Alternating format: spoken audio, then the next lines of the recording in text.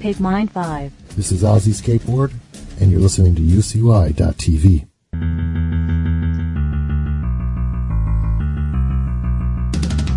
came to fight the corporate state against all forms of control. We retaliate. We're not asking questions, we're making demands. Get out of my way, get off of my land. I wanna free all humanity. I don't wanna be a political prisoner. I wanna free all humanity. I don't wanna be a political prisoner. I wanna free all humanity. I don't wanna be a political prisoner. I wanna watch them burn. Shout to the crowd. See the nearby and the Cleveland Fold. Jeremy Harris and all prisoners of this social war. Rest in peace, Aaron Swartz. We came to block your authority.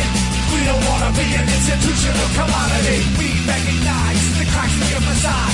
We don't believe in your patriarchal God.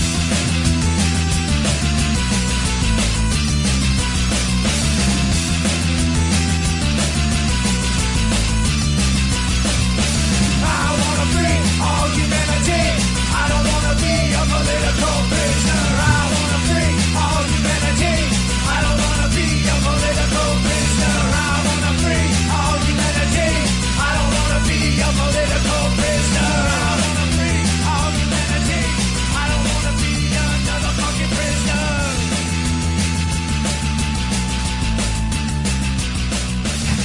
Amnesty is an inherently defeatist position to take, one that's contingent upon surrender in order for prisoners of war to be released. All right, folks. Thank you so much for taking the time to tune in here this evening to UCY.TV for this, the Liberty Battles radio show. Good evening to all of you out there listening. Again, this is the Liberty Battles radio show here on UCY.TV. I'm your host, Alex Allen. I come at you live here every Monday and Friday at the same time, 9 o'clock p.m. Central Standard Time, 10 o'clock p.m. Eastern Time, 7 o'clock p.m. Pacific Time, right here on UCY and only here on UCY.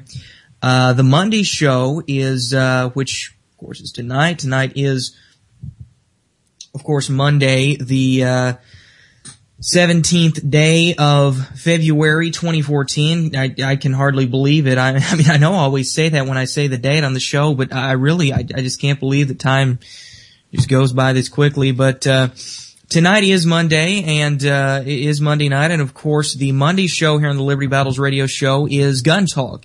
We have a Gun Talk show every Monday, and I talk about guns, gun-related issues, gun-related stories, gun-related news, whether it be, guns being used in society, guns in society, gun legislation, gun control, the gun politics, the whole debate over that, guns used for survival, guns used in certain situations, gun industry news, just everything guns, everything related to guns. That is what we do here on the Monday show on Liberty Battles. And then the Friday show is more of a political talk show. I talk about news, politics, current events, government, and some other stuff too. Sometimes spirituality and just a whole slew of things. So really, this is just a well-rounded show. But again, tonight the Monday show is the Gun Talk show, and I have plenty of stuff to talk about this evening. Well, first of all, I want to go over some quick promotionals. First of all, I'd like to remind everyone that I have just recently started doing this. I am now recording a video along with the live radio show. The video feed is actually nowhere live, but I'm recording the video along with the radio show, and I'm splitting it up and putting it into clips up on YouTube. Now, last Friday's show, I wasn't able to do that because while I did record the video, when I was going back through on Saturday and Sunday and looking at the clips, I realized it was all messed up. The camera was out of focus, and I had some other technical issues with it, and it just wasn't good at all, and the audio sounded terrible for some reason, even though I'm basically using the same audio to feed. I don't know. I just had some real issues with the video recording on Friday, but tonight shouldn't be having those problems, and I should be able to upload clips to YouTube. You can check that out. It's called the Liberty Battles Independent Media Network. You can look it up on YouTube. That's my channel. Go check that out. I'd also encourage you to go check me out on Facebook at facebook.com/LibertyBattles. And also encourage you to check out the Alternative Journalism Facebook page. I'm an admin over there. I post all of my content over there as well, facebook.com/Alternative Journalism. You can also follow me on Twitter at ALN845 and at Liberty Battles. Those are my 2 Twitter accounts. And I'm a writer for digitaljournal.com and the antimedia.org, so I'd encourage you to check out those sites as well. And I write frequently for, not as frequently as I should, because I just can't find the time sometimes, but I do write frequently for those 2 sites.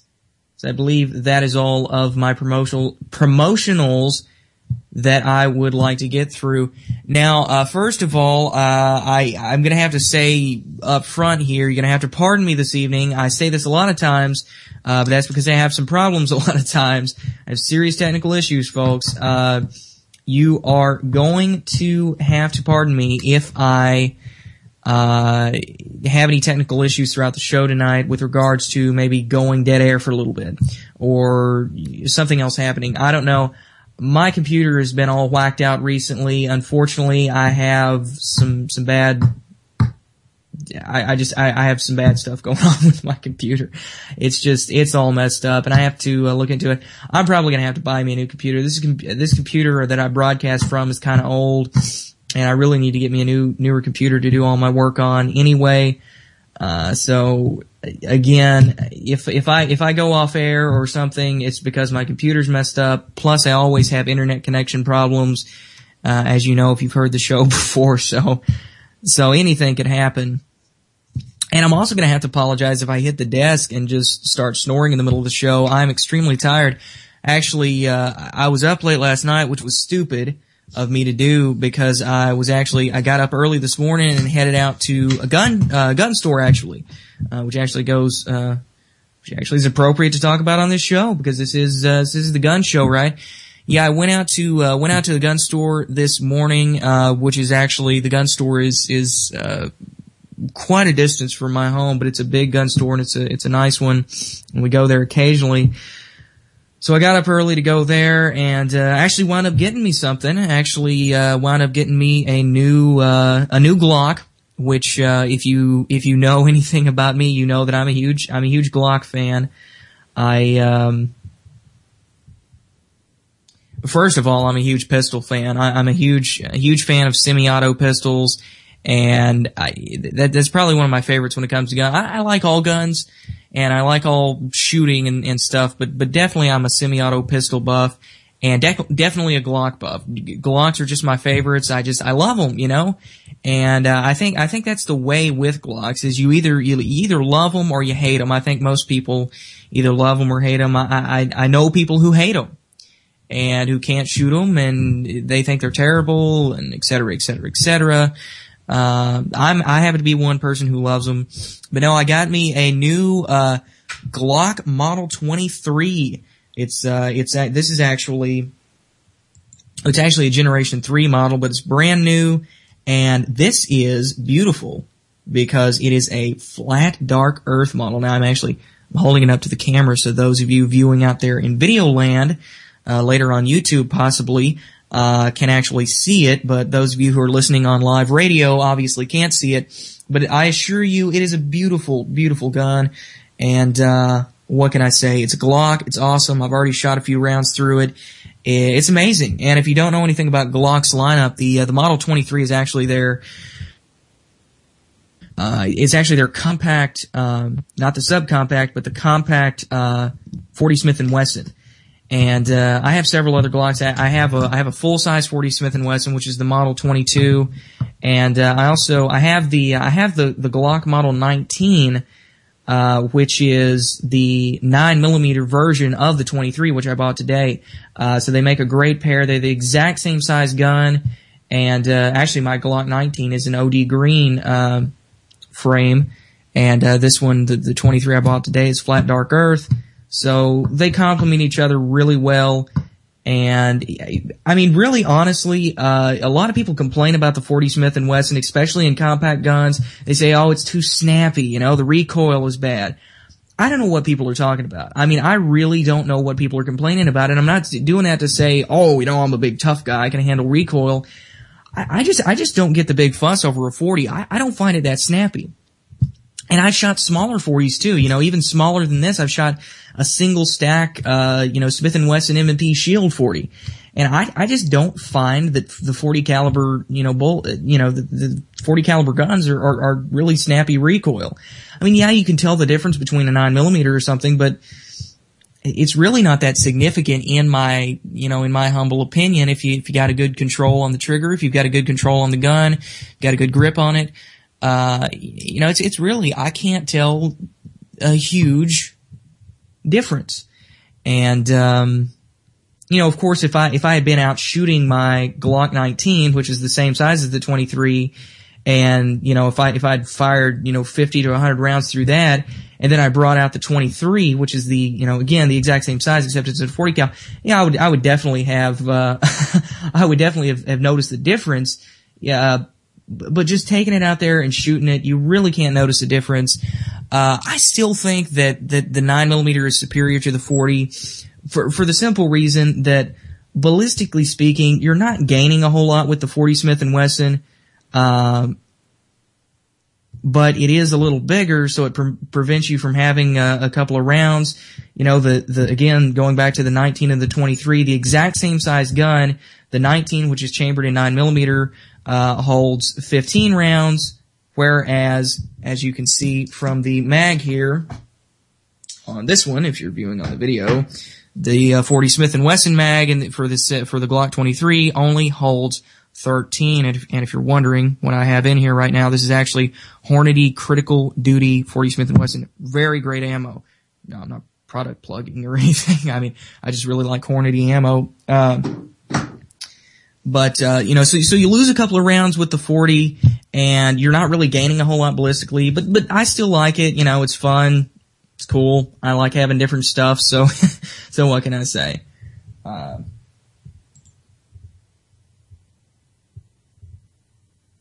Excuse me, I was having a little bit of, having to check my computer here. You will hear me frequently just taking breaks until I can get a new computer. In the next few weeks, you're going to hear me frequently taking just short little breaks like that and pauses here on the show just to check my computer and mess around with it a little bit here. But I hate this thing so much. Well, anyway, so that's my little story from today. I got me a new Glock, again, the Model 23, 40 Smith & Wesson compact model. I'm pretty impressed with it, pretty happy with it. Again, it's a Glock. I have 7 of the things now. So, you know that I like the Glocks. I'm a big fan of the Glocks. And, what can I say? I mean, Glocks are just durable. And, I want to follow up a little bit before I get into some of these articles that I have, because I have tons of articles I want to talk about this evening here. We've got gun makers, moving out of different states to because of their strict gun control laws. We've got all kinds of different reports on that. I've got a couple of different things I want to talk about with regards to tyranny and guns and all that stuff. We've also got some interesting statistics coming out about New Mexico and their concealed carry applications. I want to talk about that in a little bit, and all kinds of different articles, different stories here I want to talk about on the show this evening. But first, I want to follow up a little bit about what I heard on the last show. A lot of times, while I'm getting ready for my show, I'll listen to the show for me, which is actually Truth on the Tracks with Brandon Turbeville. And I listened to that show this evening as I was getting ready for mine, and he had an interesting guest on this evening. Can't remember the guy's name, but he had an interesting guest on, and many of you probably listened to it, and he was talking about prepping, and he was talking about self-defense, talking about prepping a lot. And I want to kind of follow up on some of the points he was making and follow up on just giving my opinion. Because I think, it's definitely something that as I was sitting there, I was thinking, oh yeah, definitely, I agree with that. Or I was thinking, oh, no, not at all. But, so I want to go over a couple of points. First of all, I encourage prepping. I encourage,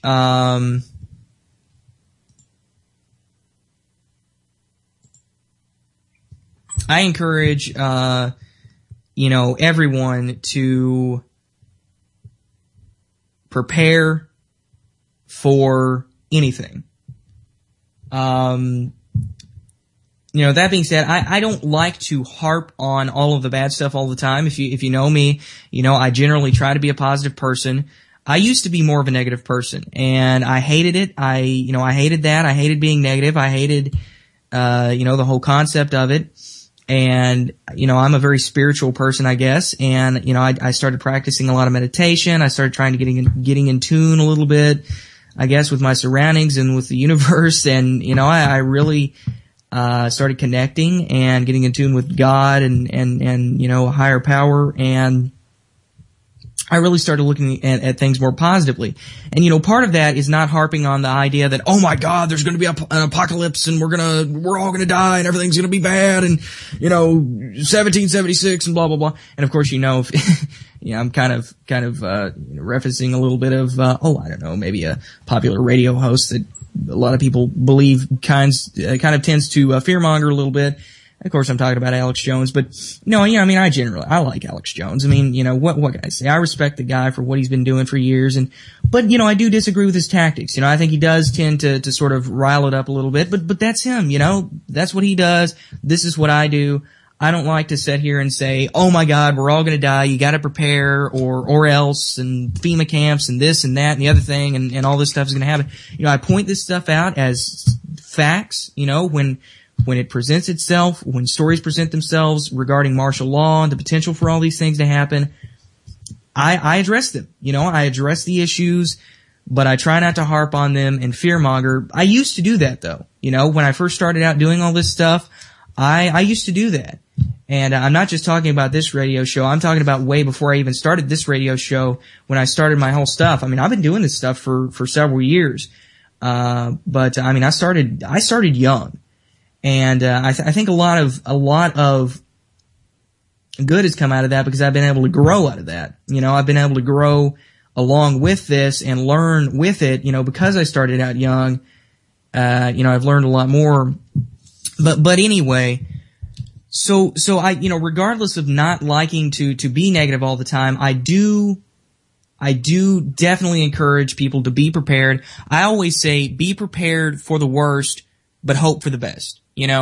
Don't harp on the fact that, we're all going to die and that there's going to be some massive zombie apocalypse or, there's going to be some massive martial law, civil unrest event. Don't sit around and harp on it. Don't sit around and obsess over it. But yeah, be prepared, have guns, have ammo, have, food and prepping and, all that stuff is great to do. Just to be prepared in case something happens, because we all know that, statistically speaking, the chances of something happening are pretty great. We have all of these cases of martial law.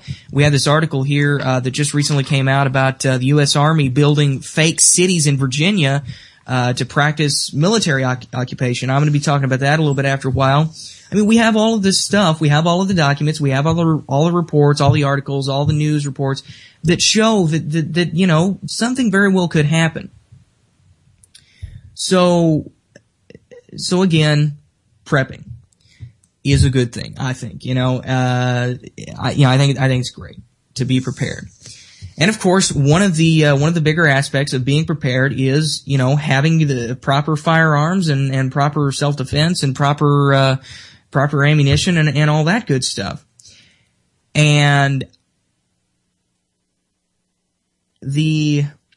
of course, being a gun buff, in addition to being someone who is into prepping and into being prepared and that sort of thing, I tend to, think about this a lot. I think, what do I really need? What do I really want, or what do I really need? What's going to be practical? for me, speaking strictly on guns, in the event that the you-know-what hits the fan, in the event that we have an economic collapse or civil unrest or whatever. And there's going to be different scenarios that you're going to have to take into consideration. I used to have this whole paranoid idea that when the crap hits the fan, everybody's going to be coming for me, and I'm going to have to head to the woods and live in a tent for the rest of my life, and I'm going to be up there, and I'm going to have to get a bug-out bag, and I'm going to have to run up there. I don't live in fear like that anymore. I'm not paranoid like that. In fact, chances are, especially considering where I live. Now, for some people this may be different, and I'm going to get into that. I live out in the middle of nowhere. So chances are, in the event that something happens, that we have a total, takedown of society, if society collapses, if the economy collapses, if we have a foreign invasion, a martial law government takeover, FEMA camp, civil unrest, whatever we have, chances are, because of where I live, I'm gonna be able to stay at my home. I'm not gonna have to run to the woods and live off the land, I mean, there's a chance that could happen, if something were to happen, but,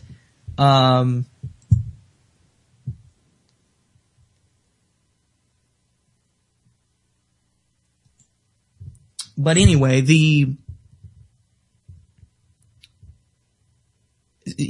so definitely, I mean, I don't have this idea anymore. I used to think I'm going to have to run to the woods. I don't have that idea anymore. I don't think that. I don't think I'm going to, I don't think I'm going to have to do that anymore. But here's the deal. Some people that live in very urban environments, some people that live in your bigger cities, you are going to have to head to the woods, so to speak. You're going to have to get out of the bigger city, because your bigger cities are going to be where stuff is getting really bad. You're going to have looting. You're going to have, chaos, civil unrest. You're going to have, that's where the big concentration of battles might be, if it's a foreign invasion, that's where the big concentration of, troops might be. That's where the biggest concentration of, the police state's gonna be. That's where the stuff is gonna be really, really bad. So you're gonna want to have a plan to leave out. So you may have to pack lighter. You may have to prepare lighter than someone like me who already lives out in the middle of nowhere, who already is out of the town, and who can basically stay at my home. I definitely think, even with the grid collapsing, if we have a takedown of the power grid, whatever happens, I think, in most cases, I'm going to be able to stay at my home. So that being said, there's no problem with having all sorts of firearms, There's no problem with having, 20 or 30 or 40 or 50 different guns, however many you have. There's no problem with having that and being able to depend on all of those guns and, being able to depend on having quick access to all of those guns, in the event that you need them. If you live out somewhere, outside of a major city like I do. But again, if you do not, you're going to have to rely on carrying light. So what are the things that you, well, excuse me, I just bumped up against the mixer and the microphone there. That didn't sound too good on live air.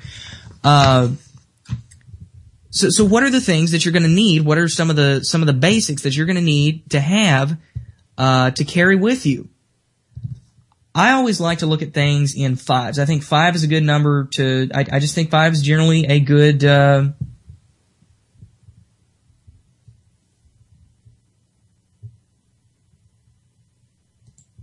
I think 5 is a good number for, I don't know, just, it's a decent number. So, I always like to think, what are the 5 basic guns that I'm going to need? And I've said this before on the show, I think the 5 basic guns that you need to have, to cover all your bases, to make sure that everything is covered, a 12 gauge pump action shotgun, definitely.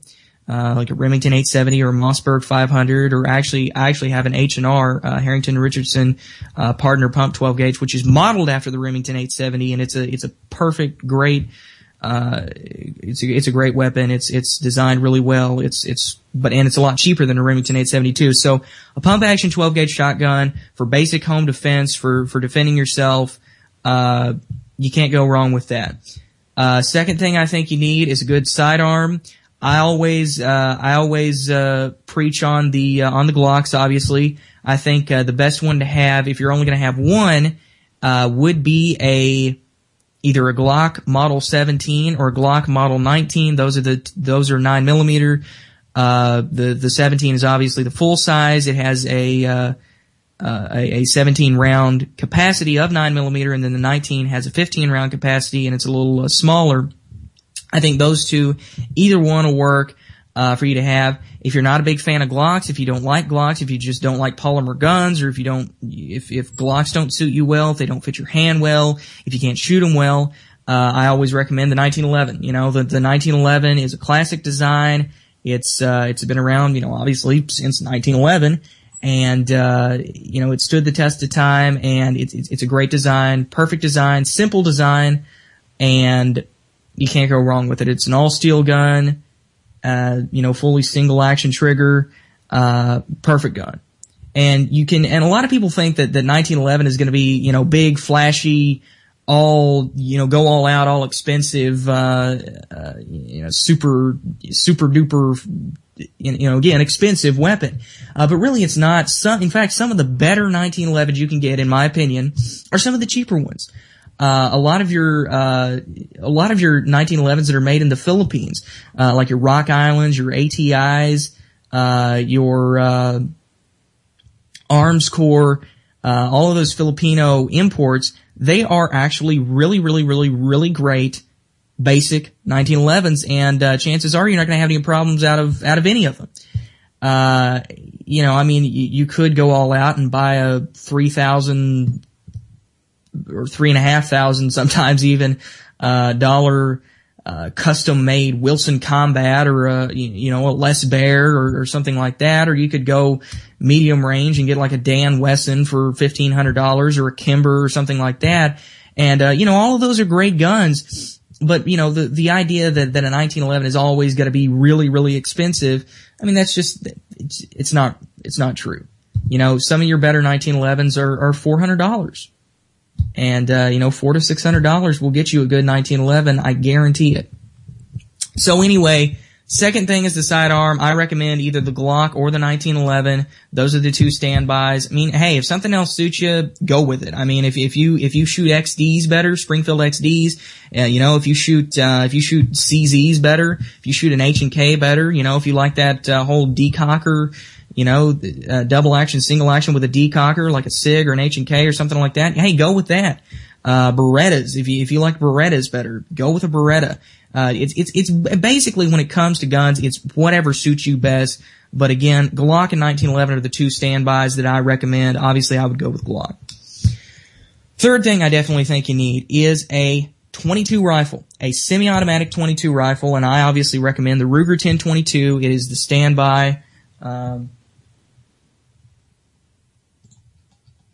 It's the standby when it comes to 22. It's the standby when it comes to 22 rifles, or semi-automatic 22 rifles at least. You can get it comes factory, stock with a 10-round magazine.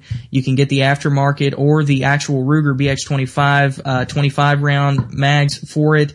And, it's a great gun. And I think a 22 rifle is always necessary to have because, a lot of people think, oh, the 22 is not going to do anything. But yes, definitely, if you were having to hunt for your food, small birds, small animals, squirrels, even rabbits, stuff like that. I mean, if you're good with a 22, 22s are accurate, they're easy to shoot, and they're going to be great for varmint hunting. They're going to be great for, getting small animals and stuff. They're going to be great for all kinds of stuff.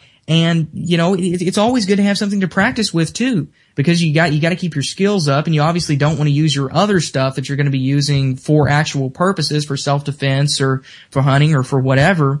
And, so maybe you need something to practice and to keep to practice.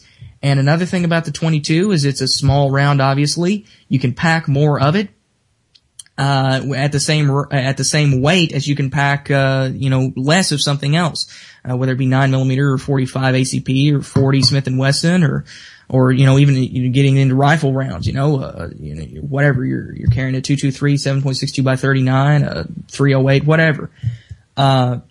So definitely Ruger 10/22 or some sort of semi-automatic 22 rifle. But if you're gonna get a semi-automatic 22 rifle, I'd say go with the Ruger 10/22. Fourth thing you're definitely gonna need is a revolver of some sort. I would recommend a .357 Magnum. 357 Magnum is great. It is a wonderful round. It is a powerful round. And that is going to be your up close and personal if someone's trying to mug you. And, in this sort of event where we have looting going on, where we have a massive chaos, civil unrest, people are going to be trying to steal stuff from you. People are going to be trying to come into your home, break into your home possibly, steal stuff from you, break into your camp, wherever you're set up, steal your food, steal your supplies, steal your ammo even. 357 Magnum is going to be your self-defense, takedown, up close and personal weapon, hands down. And 357 Magnum is good for hunting too. A lot of people underestimate the power of a handgun when it comes to hunting. But if you're out surviving and you need to hunt, 357 Magnum would do great. And I guess the three handgun rounds that I would most recommend for hunting would be the 10mm auto, the 45 ACP, or 357 Magnum. Any of those are going to be great for hunting. The fifth gun I think you're going to need, the fifth and final gun I think you're going to need is some sort of high-powered or higher-powered semi-automatic rifle, something bigger than a 22. I recommend either the AK-47 or the AR-15, as most people do. Of course, the AR-15 being in either, 5.56 or 223, and of course the AK-47 being in 7.62 by 39. You really can't go wrong with either one. I'm more of an AK fan, and I just like the AK better. It's more of a classic design. It's more durable in my opinion. You can have your own opinions on that. I won't get into it too much, but AR-15 or AK-47, I would definitely recommend one of those two, or some sort of semi-auto rifle that's higher powered than that's higher powered than a 22. That has more punch than a 22, and that's going to be your really major. If you've got a lot of people coming at you, trying to attack you, trying to do something, that's going to be your takedown weapon that you're going to want to use to defend your camp, to defend your home, to defend whatever you're defending. So again, those are the five, in my opinion: a revolver, a higher powered semi-auto rifle, a 22 semi-auto rifle, a semi-auto handgun, and a pump action 12 gauge shotgun. Those are the five basic guns that I think you need when the you-know-what hits the fan. I just figured I'd weigh in on that. I just figured I would weigh in on that because they were talking about it on the last show, and I just wanted to kind of bring in my take on that.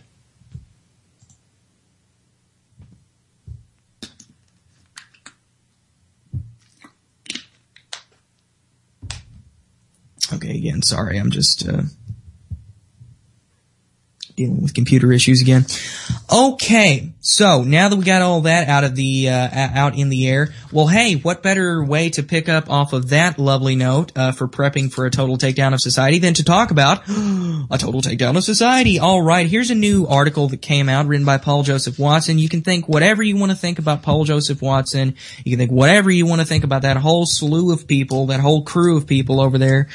I don't care what you think about him. This is an interesting article.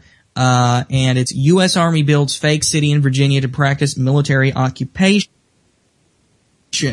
And, talking about this whole fake city that was built up in Virginia. Well, I mean, the title says it all. The U.S. Army is building a fake city in Virginia to practice military occupation.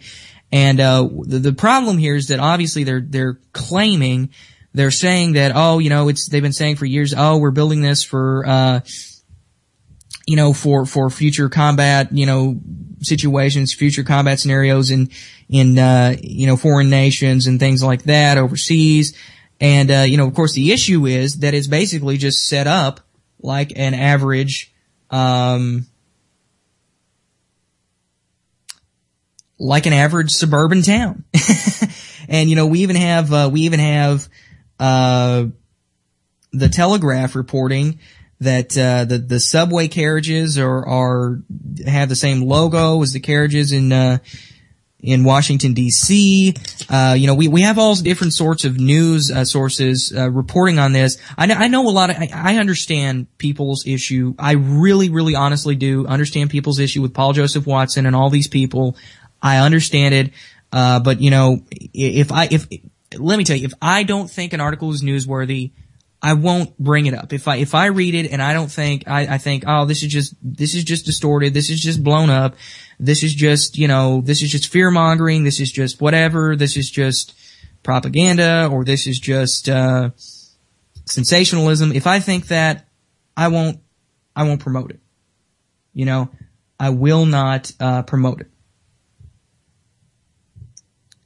But, and believe me, there have been plenty of times that I've read articles from, you know, the dreaded Infowars.com, or, you know, written by Paul Joseph Watson, or written by any of these people, and, you know, I have thought, I am not even going to talk about that. You know, I'm not going to bring it up, I'm not going to do it. That is so much crap.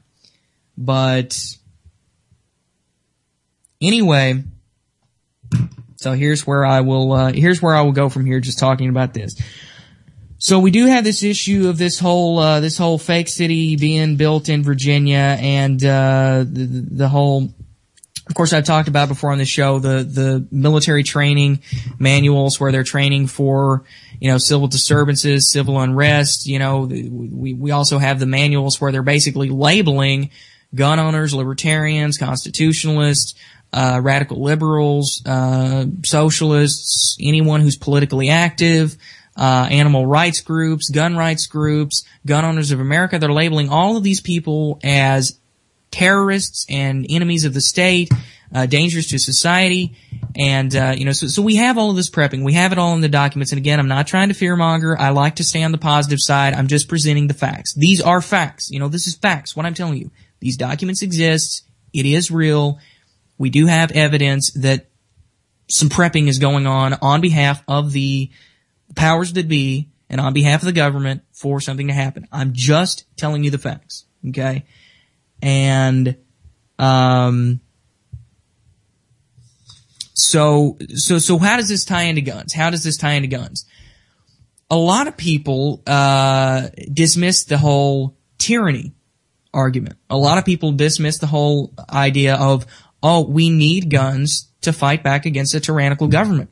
But things like this, where we have the U.S. Army building fake cities in Virginia to practice for military occupation of a city, you know, where we have all these, you know, civil disturbance preparations manuals, the Army documents where they're training military, you know, where they're training soldiers and military personnel to prepare for some sort of event like this, where they're training military to take the guns, where they're training the National Guard to do all this stuff in crises.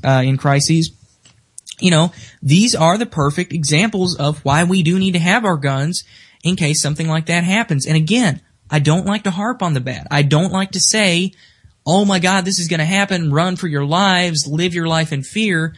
I'm saying the exact opposite of that. I'm saying prepare for the prepare for the worst, hope for the best. That's all I'm saying. And that's why I wanted to bring this article up on the gun show this evening, or this story up in general, is because, you know, people dismiss that idea. People forget that idea, and people dismiss that idea that we need gun ownership.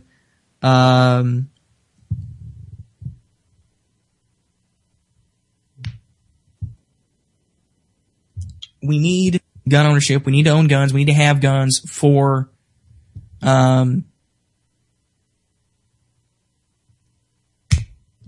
in the case of tyranny, because we do know that the government is tyrannical. I mean, they're bought and the government is bought and paid for by the corporate globalist interests. We have a very serious mess of issues here. And, we do know that obviously these corporate globalist interests don't have our best interests in heart. They're not warm and fuzzy people, folks. And I'm not fear-mongering. I'm just telling you the facts. The Kissingers, the Rockefellers, the Rothschilds, they're not, here to help you. They're not gonna embrace you in a warm and loving hug and buy you a puppy for Christmas, okay? That's not who these people are. The people that are running the world are corrupt and messed up, and they want to kill people. And they're total control freaks. So again, that's that. I just wanted to bring that up to remind people that yes, tyranny is a very serious possibility here in the U.S. People think, oh no, we're exceptional here in the U.S. No, we're not. So,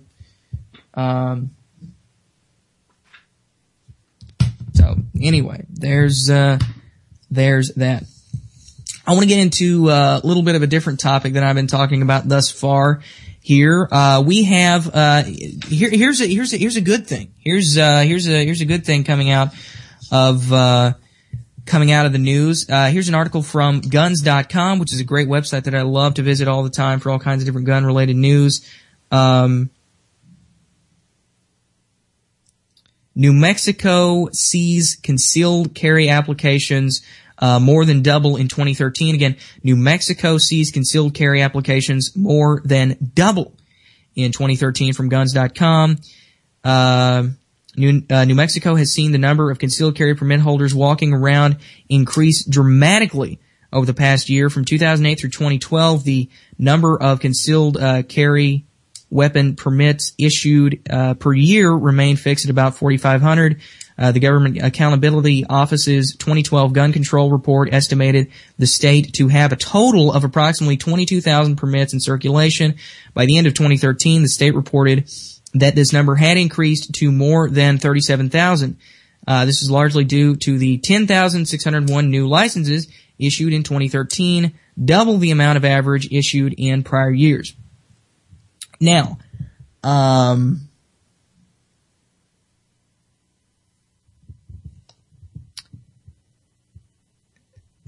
it goes on to explain in this article, to obtain a permit, you have to pay a $100 fee and, fingerprint background check by the state police. There's a training course, you're required to take every other year, and the permit is valid for only 4 years. So definitely a more of a strict, definitely more of a strict sort of deal going on here in New Mexico than we have in different states. My state specifically, the state of Kentucky, I'm lucky enough to live in a state, where the concealed carry laws aren't that bad.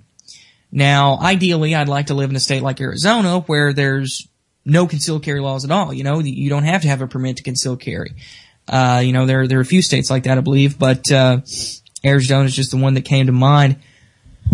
But, here in Kentucky, we have, you don't have to do a training course every couple of years. You don't have to do this. It's pretty simple, it's a pretty basic process. Again, probably not as basic as it should be, and that goes into a whole slew of things, but, it's a pretty basic process, better than most states have.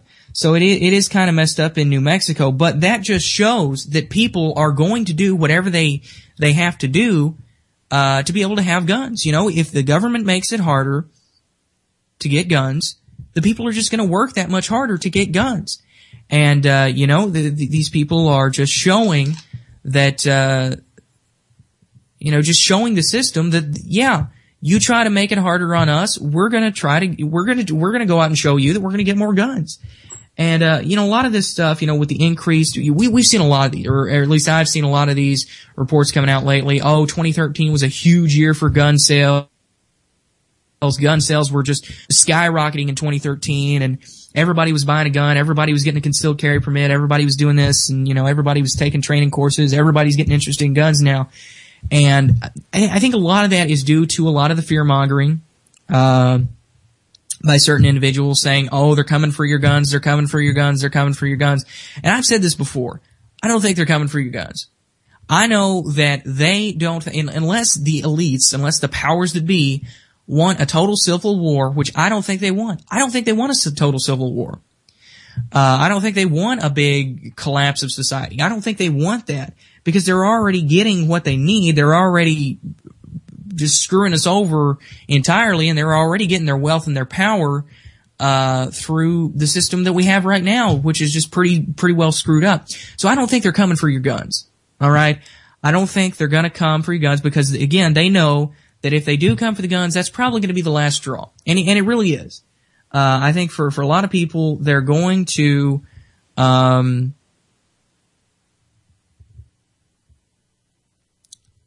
I think that we would see a major revolution, possibly a violent one, if they came to take the firearms. I mean, I really do believe that,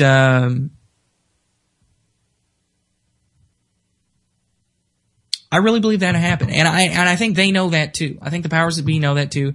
And again, they're happy screwing us over as it is. They don't need a big collapse. They don't need a big, let's go take the guns and we're all going to go Hitler and there's going to be FEMA camps and everything. Yeah, sure, we've got the documents, like I've said, those are facts. We have the documents where they're preparing for certain things and preparing for gun confiscation, preparing the camp. But I don't think they need that. I don't think they want that. I think that's a last resort for the powers that be.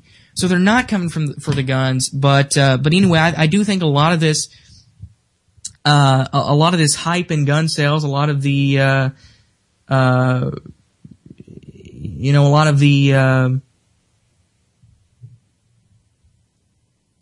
hike in gun sales, a lot of the more people getting interested, more people buying guns, more people doing this and that.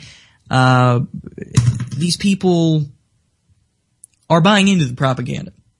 And it's almost a good thing that they're buying into the propaganda and because it's encouraging people more or less to go out and getting these guns. I just wish it wasn't for that reason. I wish people would get into guns because they actually are interested in it and they want to do it and they want to be able to protect themselves and their families. They are interested in it as a sport. They're interested in it as, again, self-defense, self-protection, preparing for a crisis or something. Not because they have this paranoid idea that, oh my God, the government's coming for your guns. Because they're not. They're not coming to take the guns.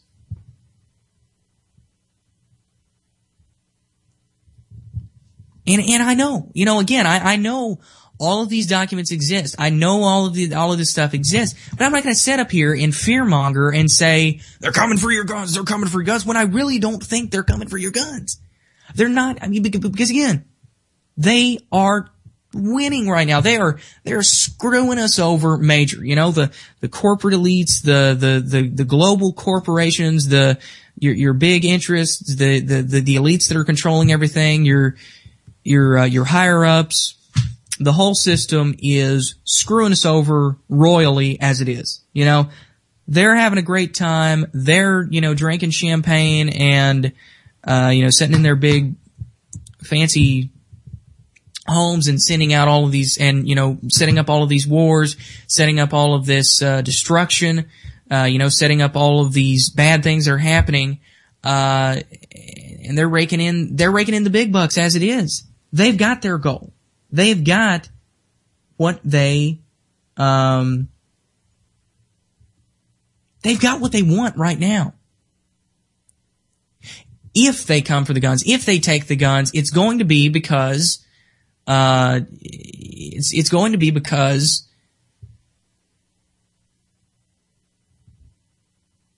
it's a last resort for them. They can't do anything else. But as the way things stand right now, just think about it, folks. They're screwing us over as it is. Why do they need to come take the guns? Why do they need the FEMA camps and the martial law and the civil unrest when they are royally screwing us over as it is. So, again, I'm not going to sit here and get up here and yell and scream and rant about how I think the government's going to be knocking down my door, coming in and taking my guns, because I don't think that's going to happen. It's not realistic. Again, I used to be in this paranoid mindset that was what's going to happen, and that I've got to go all Rambo style and, go out in the woods with my shirt off and with a bandana wrapped around my head and act like a total retard, running around and oh God, gotta evade the government, gotta get away from the government. Guys, don't live in paranoia. Don't live in fear. Okay? We know these documents exist. We know this stuff is real, but we also know that they're royally screwing us over, and taking the guns would be a last resort because they know the repercussions. They know what will happen if they take the guns. So that's all I'm going to say on that. We're quickly running out of time here. We've only got a few minutes left, less than 10 minutes actually. And I want to go over a couple more of these things here. This is one of the big things I wanted to talk about, because I see more and more of these reports coming out every day, and this is actually really good stuff in my opinion.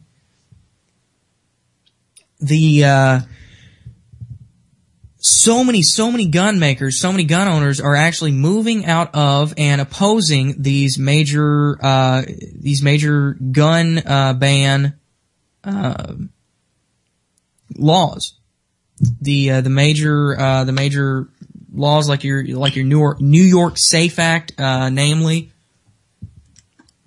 stuff like that. And we have a lot of these manufacturers, and we've been seeing more and more of it happen as the days go by. Of these manufacturers speaking out against it and saying, no, this is wrong. This hurts our industry. It's an American citizen's right to own a gun. And we're leaving, and we're going to a different state where they will actually respect our industry and our right to manufacture what we manufacture and sell it to the public. The most recent instance we saw of this was actually Remington. Remington Arms actually recently came out, and they were just saying the other day they're going to be opening up a major plant. They're going to be creating possibly they're estimating 2,000 new jobs in Huntsville, and this is a big deal in the firearms industry. Remington has been publicly opposed to the SAFE Act, of course, and it's called the Secure Ammunition and Firearms Enforcement Act, the SAFE Act, which, that just goes into total propaganda right there. Oh, it's the SAFE Act. We're making you safe. Just like the Patriot Act, Oh, you have to go along with the Patriot Act, and you have to go along with all this illegal stuff, and you have to go along with all of these invasions of your privacy, invasions of your basic human rights, of your constitutional rights. You gotta go along with all this stuff, or else you're not a patriot, and you're with the terrorists. Like George W. Bush said, you're with us or you're with the terrorists. But, so again, this is another one of those cases where, just like the Patriot Act, they have to make it look like, oh, we're making you safe, you see that this is a good thing. Everybody wants to be safe, right? And, but of course we know that, it's not actually making people more safe. If anything, it's making people less safe. So, the New York SAFE Act is terrible, obviously, and it's one of the worst, worst bills or worst acts for guns out there right now. New York is one of the worst states for guns right now, and it's only going to get worse in that state and in others. Again, that goes back to the whole thing of I don't think that they're actually going to get to the point where they're going to be going around door to door, unless it's a last resort, confiscating actual firearms. Again,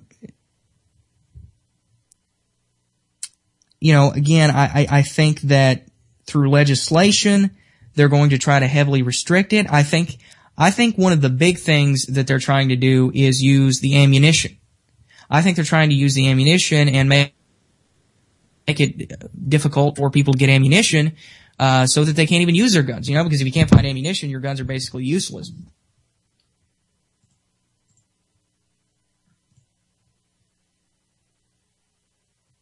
Excuse me, more computer problems. Well, anyway. So, again, I think what a big thing that they're doing with with all of this is restricting the ammunition and trying to make it harder to get ammunition. And again, total gun confiscation. I'm not talking about a gun ban, legislatively, a legislative gun ban, is not what I'm talking about here. That is, totally possible. But an actual door-to-door gun confiscation, I think is going to be a very, very last resort for them. I don't think we're going to see it anytime soon. And again, if we do, stuff is already going to be terrible anyway. So that's what I think on that. But Remington was just the most recent to do this. We've had a lot of these gun manufacturers coming out, speaking out against the SAFE Act specifically and against other gun control, measures. We had, let's see, we've got, American Tactical Imports, ATI, was leaving New York. They announced that back in October, moving to South Carolina. We've got Car Arms was one of the big ones. I actually wrote an article for Digital Journal over this, back when this first, started coming to the surface. I wrote an article over Car Arms, announcing that they're going to be moving out of New York, to Pennsylvania because of the SAFE Act. And, they were blaming the SAFE Act and saying, that this is bad for us. This is bad for gun owners. We're moving, to a place that's going to be, better for us. As gun manufacturers, it's going to be more tolerant of us. Remington actually made a statement back in May, last year. Remington and its employees worked diligently with pro-gun legislators to prevent the act's passage. We actively participated in the Albany rallies and drove the letter-writing campaign to stop this anti-gun legislation. So a lot of the gun companies are on the good side. I mean, a lot of the gun companies are definitely on the side of the people, and they're trying to prevent a lot of this bad stuff from happening. Now, you do have cases where there are some corrupt gun companies. And, this is something that I would really like to dig into a little more and, find the surface or find the source documents and kind of dig into it a little bit more, see what I can find. But, a lot of your gun manufacturers, a lot of your ammo manufacturers are, have the, are in the back pocket of the government. So I think that definitely there are corrupt ones who are not on our side. And, we need to be reviewing that. And if we can find, if we can find cases where a gun manufacturer or ammo manufacturer is, supplying the government and not supplying the people, if we find out that they're doing corrupt operations and stuff like that, working with the government to do this or that, definitely we need to oppose any gun manufacturer or ammo manufacturer that's doing anything like that. There's been rumors, there's been allegations about certain ammo manufacturers that were doing this, that were supplying to the government first, but none of that has been confirmed yet. And, of course we have these cases where, the government, Homeland Security or other random and weird, government agencies are putting out huge solicitations for massive amounts of ammo that they would normally never use. I mean, we have the Department of Defense, the military, putting out solicitations for guns that they don't even use. I mean, for AKs, for 7.62 by 39 ammo, for stuff that they don't even use. And, they're just gobbling it all up. So I think that's a way that they're trying to get it out of the public, forcing these surges. Well, here comes my bumper music. I can hear it already starting. We're out of time. I want to thank all of you for tuning in, and continuing to tune again. I know some of you don't necessarily agree with me on everything I say, but thanks for listening anyway. Thanks and God bless.